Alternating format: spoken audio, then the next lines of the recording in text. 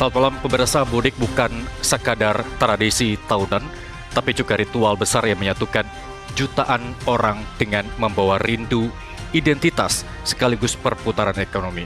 Namun di balik itu tersimpan ironi, gengsi, tekanan sosial, hingga beban finansial kerap menyertai perjalanan ke kampung halaman. Kita ulas lengkapnya dalam Merah Putih.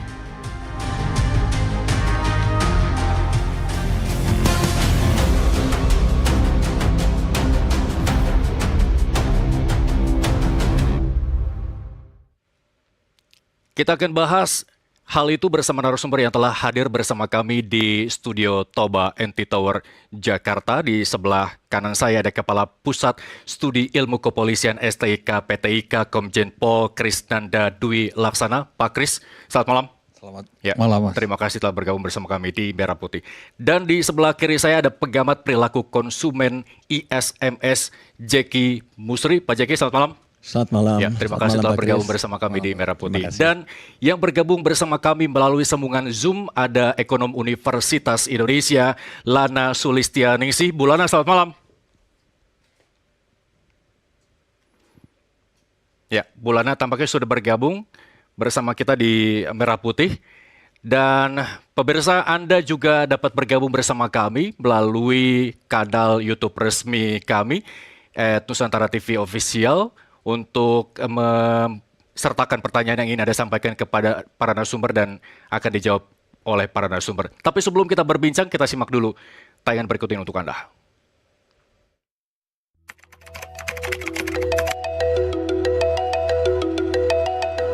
Saya naik mobil pribadi sekali jalan kurang lebih 1 juta. 1 juta ya? Iya, untuk tol, kapal, dan lain-lain. Tahun ini menghabiskan biaya 8 jutaan. 8 juta itu sudah termasuk Semua sudah. kapal juga? Kapal, BBM, terus tol. Adalah 5 jutaan. 5 juta ya? Iya. Itu udah semua kapal, BBM dan jalan-jalan kemarin di kampung.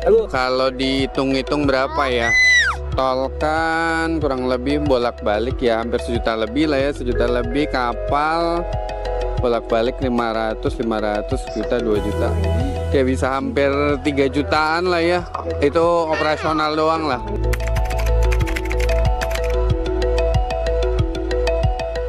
Mau ketemu orang tua, Pak? Orang tua ya? Iya, sungkem. Tradisi. Nggak harus setiap tahun ya, karena ini kebetulan udah tahun kedua yang harus wajib pulang. Kebetulan orang tua udah selalu mengabari, terus minta kabar kapan pulang. Walaupun tidak diharuskan pulang, kadang mereka menunggu kabar kami untuk datang. Buat kumpul momen keluarga sih, gitu. Ketemu saudara-saudara gitu kan. Sama senang juga di jalan kan, rame yang mudik.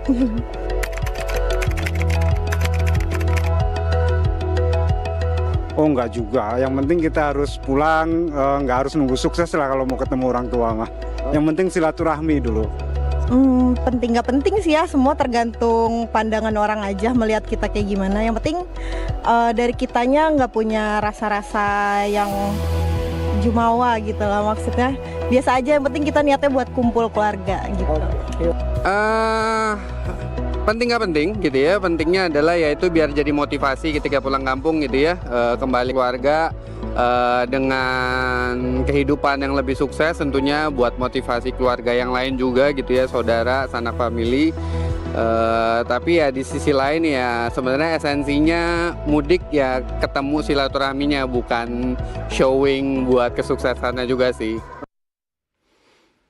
Baik, kita langsung mulai diskusi malam hari ini di Merah Putih. Saya mau ke Pak Jeki terlebih dahulu berkaitan dengan tayangan tadi yang kita saksikan ini. Orang merantau kembali ke kampung, stereotipnya pasti sukses begitu ya. Padahal di balik itu beban besar di pundak ini dibawa dari kota ke kampung begitu ya. Ada perubahan pola pikir masyarakat yang merantau ke daerah kalau memang harus pulang ke kampung, harus membawa kesuksesan. Padahal jauh dari itu, ada rindu yang harus dibayar, ya kan, ada keluarga yang harus ditemui. Setahun sekali itu pun belum tentu. Apa yang kemudian Anda baca? Terima kasih. Saya lihatnya sangat straightforward ya. Kita lihat di tengah budaya yang banyak orang flexing, Ya. ternyata masih ada juga budaya yang otentik ya, yang benar-benar dari hati, dari nurani. Itu menurut saya mahal sekali. Ya. Cuman sayang sekali hal seperti ini tuh kalah gaungnya dengan yang dalam tanda kutip yang artificial tadi itu ya, yang saya sebutkan. Pertama itu. Kedua, kok kita lihat juga beban sih iya ya, tapi saya menduga dengan ada banyaknya tekanan ya, harga-harga naik. Kita lihat dari juta-jutaan ya spendingnya mereka. Saya rasa mereka juga emosional tetap ada, tetapi saya yakin kok dugaan saya mereka juga makin rasional ya, makin perhitungan juga dalam setiap rupiah yang mereka spend. Ya. Jadi saya itu suatu juga perkembangan bagus juga, dan saya rasa ini bagus juga buat UMKM di daerah ya. Mereka juga spend buat makan paling enggak ya. Saya rasa dugaan saya ada 3 yang mereka spend. Pertama adalah untuk beli baju itu pasti ya, baju baru dan sebagainya. Kedua kita lihat juga untuk makan ya. Tadi makanya tadi ada yang mungkin agak gede tuh spendingnya, dugaan saya mungkin makannya banyak kali ya, bukan saya gitu ya. Ya. Terus ketiga juga biaya transportasi juga saya lihat tidak murah kita lihat ya. Belum lagi dengan banyaknya kemacetan di sana sini itu mungkin mendukung tidak efisien. Ya. Mungkin itu juga salah satu pemicu kenapa mereka spendingnya gede. 3 itu yang saya lihat paling besar, dan saya rasa mungkin dugaan saya juga bahwa mereka sudah siap dari tahun lalu juga. Kalau kita lihat tahun lalu mungkin nggak siap dengan tekanan yang begitu besar ya. Tapi tahun ini saya rasa kayaknya masyarakat lebih siap ya. Sehingga kita lihat masih macet di mana-mana juga ya.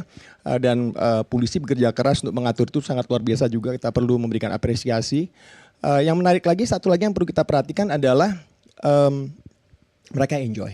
Itu yang paling penting, dan itu akan sangat mahal sekali yang mungkin belum bisa digantikan dengan artificial intelligence. Mungkin seperti itu. Oke. sementara itu. Nah, ini bagaimana kemudian bisa membalikan arti mudik yang sesungguhnya, menekankan masyarakat bahwa mudik ini soal identitas loh ya. Meskipun dia lama di Jakarta, identitas kenasionalannya harus tetap diisi ketika dia pulang kampung. Nah, memang tadi sudah benar pernyataannya bahwa bukan sekedar kesuksesan yang dibawa begitu ya. Dan bagaimana kemudian masyarakat meyakini bahwa tak ada tekanan sosial ketika mereka pulang ke kampung? Dugaan saya lagi ya, bahwa tekanan pasti selalu ada ya. Oke. Tetapi saya melihat bahwa masyarakat sudah cukup semakin sophisticated dalam menghadapi tekanan tersebut. Ya. Jadi saya melihat bahwa tekanan pasti ada lah. Tapi saya rasa kita juga makin bijak menyikapi itu. Apalagi kita tahu kondisi geopolitik kita nggak baik-baik ya. Ya. Tekanan dari luar yang kita nggak bisa kendalikan juga. Kita mungkin juga harus semakin, setelah ini mungkin setelah lebaran kita makin harus bisa mengencangkan ikat pinggang lagi ya. Karena ada dugaan akan naik dan sebagainya. Pemerintah sudah ada ide untuk melakukan work from home dan sebagainya, itu juga karena tekanan. Pada sisi lain kita juga melihat bahwa mungkin dugaan saya, kita perlu banyak orang yang tidak hanya memikirkan makroekonomi aja ya, tapi kita lihat bahwa semua value creation ada di mikroekonomi kan. Saya lihat bahwa mungkin kita perlu pakar mikroekonomi juga gitu ya, untuk bagaimana semua proses dalam mikroekonomi itu bisa lebih efisien. Itu kan diharapkan bisa memberikan harga yang lebih murah mungkin ya. Dengan semakin efisien pasti itu akan murah ya. Nah itu mungkin bisa sedikit membantu masyarakat, dan juga bagaimana nanti kita mengantisipasi, katakanlah kita dengar belakangnya juga middle class menurun ya. Nah itu juga mungkin kita bisa antisipasi lagi ya ke depan, bagaimana ini supaya bisa makin makmur kembali ya. Baik. Nah ini tapi mungkin saya rasa di dalam jangka pendek, tapi paling nggak dalam jangka pendek mereka bisa diharapkan ada sesuatu yang kita bisa perbaiki di mikroekonomi yang bisa paling tidak membuat mereka tidak terlalu tertekan lagi. Mungkin itu sih. Oke, pemerintah memproyeksikan 190 triliun perputaran uang selama Lebaran. Bagaimana kemudian realisasinya di saat orang-orang yang tahun ini justru menahan begitu ya. Tapi jangan dijawab dulu Pak Jeki. Saya mau ke Pak Kris. Pak Kris, kalau masyarakat awam sih saya lihatnya mudik tahun ini tidak terlalu berarti ketimbang Brexit pada waktu lalu. Terus kemudian paling juga ngantri 4 km di Bali menuju ke Ketapang ya. Itu juga mungkin sudah bisa teratasi oleh pemerintah 1-2 hari sebelum menjelang Nyepi begitu ya. Kita pemain inti nih, karena kita nggak tahu rasanya mudik itu seperti apa. Kita jaga Jakarta aja deh Pak Kris. Kalau Pak Kris, menurut Anda kondisi yang relatif lancar ini, apakah bisa menjadikan indikator bahwa mudik tahun ini cukup lancar? Dan bagaimana kemudian infrastruktur kita mendukung kelancaran mudik itu sendiri? Bagaimana pengamatan Anda? Ya, kalau dari sisi kepolisian ya, kita melihat mudik ini sebagai kebutuhan adab. Oke. Karena sebagai makhluk sosial, tadi katakan Pak Jeki tidak tergantikan oleh AI. Ini ada rasa rindu, ada rasa ingin untuk silaturahmi, ada ingin penghormatan, entah itu nyekar dan lain sebagainya ya. Salah satu yang juga disampaikan polisi memikirkan bagaimana di dalam mudik ini aman, selamat, tertib, dan lancar. Ya. Nah, tentu melakukan suatu manajemen ya, manajemen kebutuhan, manajemen kapasitas, manajemen prioritas, manajemen emergensi, dan manajemen kecepatan. Jadi artinya tadi semakin cepat akan semakin efisien. Ya. Nah, oleh sebab itu kelancaran ini dengan menggunakan manajemen kapasitas, karena melihat kapasitasnya pasti meningkat, maka membuat prioritas, membuat one way dari jalur Jakarta sampai ke Solo, bahkan sekarang melampaui Kali Kangkung. Nah, konteks inilah dua jalur yang harusnya A dan B ini dibuka menjadi satu jalur sehingga membantu kelancaran. Tentu dengan adanya ini kita juga memikirkan jangan sampai orang yang ingin berbahagia, ingin yang melakukan hal-hal sosial, kemanusiaan ada masalah. Karena macet, mungkin tadi disampaikan Brexit itu bukan masalah lalu lintas lagi, tapi masalah sosial. Ya. Nah, pada konteks inilah dengan aman, selamat, tertib, lancar ini membantu bagaimana mereka sebagai makhluk sosial ini bisa kembali dengan baik. Waktu COVID, kita makhluk sosial malah dilarang mudik. Nah, itu juga sampaikan ada ramudik rapopo, itu ada himbauan ya.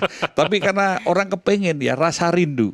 Bahkan almarhum Joko Pinurbo pun membuat salah satu puisinya ya, kurang lebih seperti ini.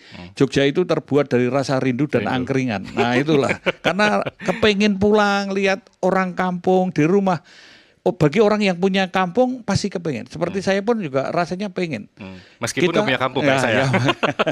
Karena di kampung itu ada suatu nostalgia, ada kerinduan, dan kita juga bisa menunjukkan apa sih di Jakarta orang kampung kan juga pasti akan kepo melihat begitu. Meskipun berdasarkan hanya cerita saja begitu. Ya, cerita-cerita nggak apa-apa, entah sukses entah enggak, yang penting pulang dulu kan gitu.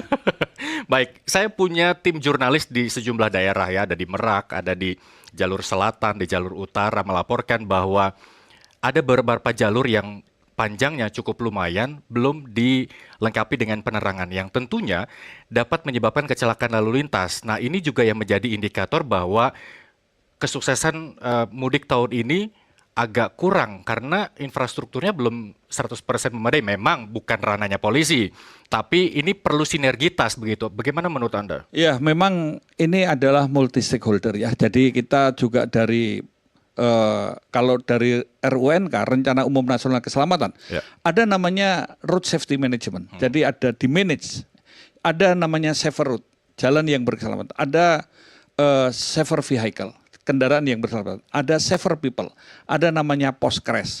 Nah, pada konteks ini semua harus saling kait-mengkait. Maka ketika tadi saya katakan manajemen kapasitas, prioritas, kemudian manajemen kecepatan dan manajemen emergensi ini kita juga harus melakukan bagaimana menurunkan tingkat fatalitas korban kecelakaan dan meningkatkan kualitas keselamatan. Semakin banyak pergerakan maka potensi terjadinya masalah lalu lintas akan semakin tinggi. Yang paling penting nomor satu keselamatan, yaitu menyelamatkan ya, mungkin walaupun agak lambat, agak tersendat, walaupun juga sosial cost-nya tadi Pak Zeki pasti menghitung mahal, tapi setidaknya selamatlah dulu nomor satu ya. Karena kita apapun hebatnya, orang selamat itu percuma kan begitu, harus selamat dulu. Maka konteks inilah yang dilakukan polisi tadi, memaknai road safety bukan hanya keselamatan jalan, tapi aman, selamat, tertib, dan lancar. Nah, maka konteks ini tadi katakan kita juga asik-asik ya, mudik itu asik. Mereka bagaimana enjoy, bisa menikmati. Walaupun macet misalnya. Atau mungkin waktu puasa. Bahkan mereka buka itu di pinggir jalan aja. Gelar tikar aja. Bahkan bahaya kan gitu ya. Itu membahayakan juga. Karena di rest area tidak menampung lagi. Nah, mereka pasti juga sudah persiapan. Dan mungkin ada yang memaksakan.